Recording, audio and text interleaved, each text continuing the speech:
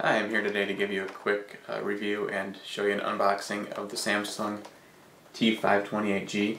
It is the newest Straight Talk phone. It just came out in the first week of July, and it's the first touchscreen phone from Straight Talk in over a year.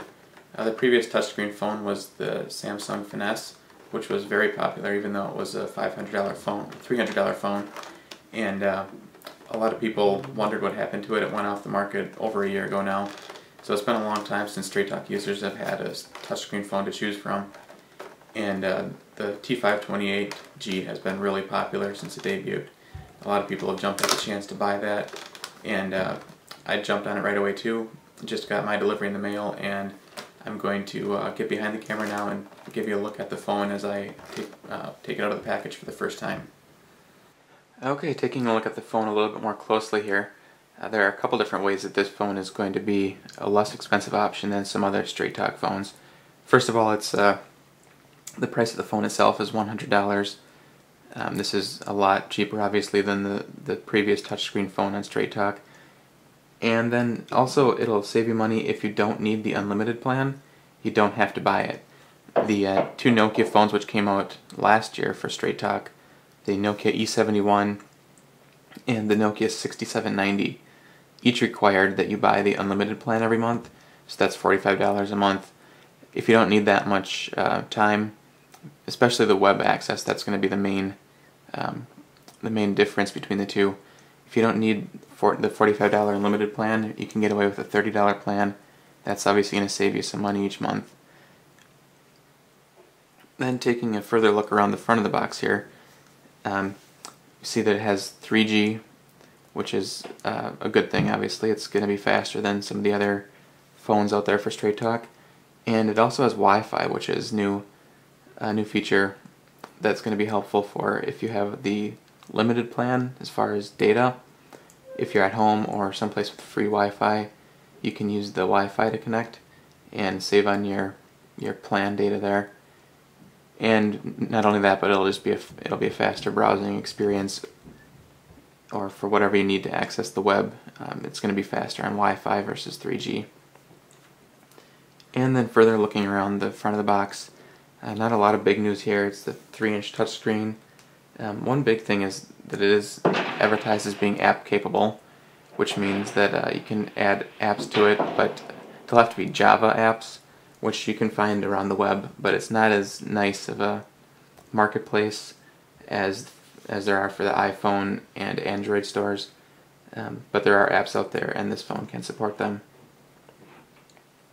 And then the other things listed on the front here are the 2.0 megapixel camera. Now if we take a look at the inside of the box here, again, not a lot of information that you probably didn't already know. There's a feature list here. It does say that it'll take a micro SD card up to 32 gigs. It has a gravity sensor with tilt and shake support. And one thing that I'm interested to see is the voice recognition, which is listed right there. Most previous phones for Straight Talk, TracFone, and Net10 on the GSM side did not have voice recognition.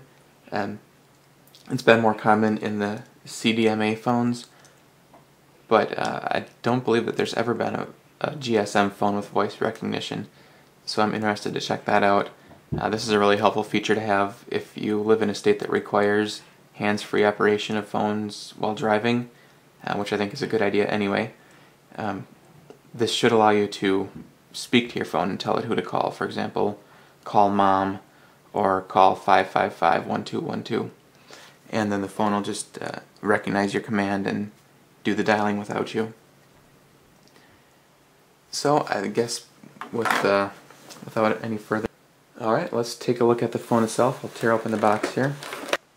Okay, I've got most of the pieces removed here from the packaging and gotten all the protective plastic and everything off of it. First thing to note here, I don't know how well you're going to be able to see this, but it is a micro USB charger, so that's kind of a nice universal connection. It'll be easy to find replacement parts or spare chargers and car chargers for it. And another thing is a lot of people complain about the lack of decent documentation for phones in the manuals that come with some phones, especially Straight Talk, TracFone, and Net10 phones. This one looks like it's a little bit more comprehensive of a manual than we've seen with some of the other phones. And now taking a look at the phone itself, just to stand.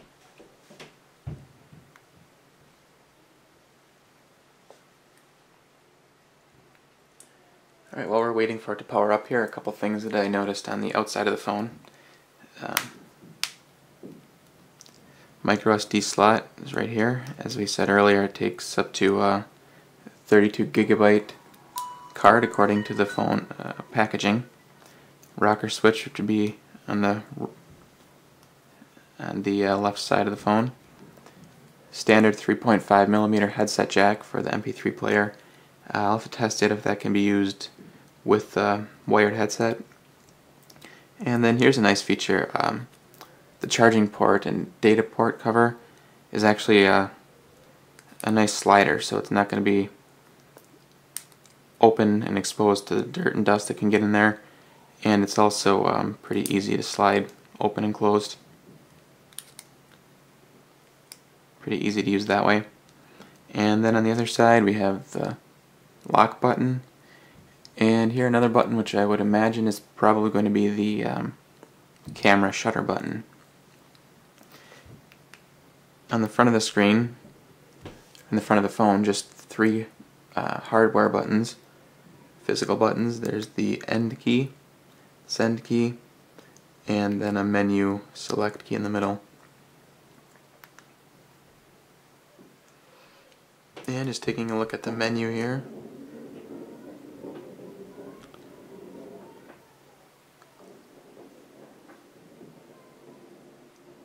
Looks like three different panels of the menu.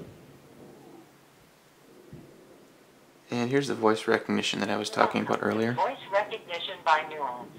Use your voice to dial names in your phone book and phone numbers without having to train the system. For example, to dial a name, you could say, call John Smith Mobile. To dial a phone number, you could say, call 781-970-5200. There are also other commands available for controlling your phone by voice. Say a command. Call 555-555555. Did you say call 5555555? Yes. Calling. Alright, so that feature apparently works reasonably well.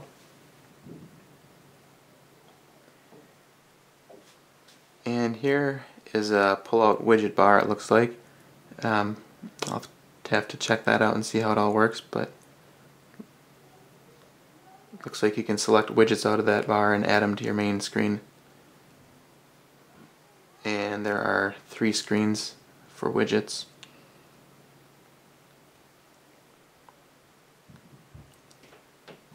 Here's text messaging.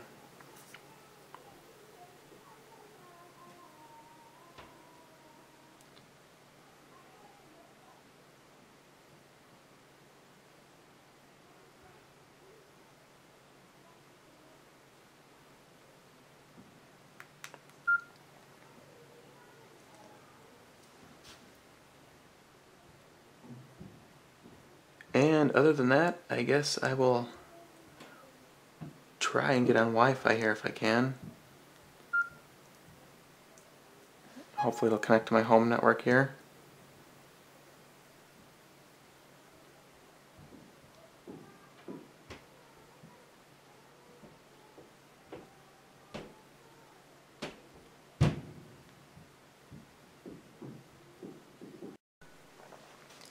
Okay, so I just took a minute there to input my Wi-Fi password, and as you can see it loaded here. I'll see if I can get to a different website here outside of trackphone.com.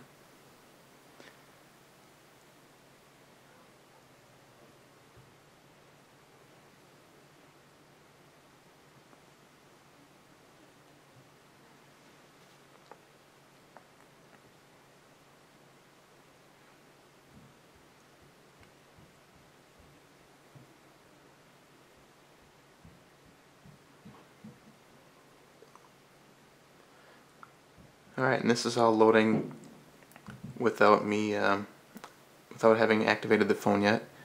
It's on the Wi-Fi network.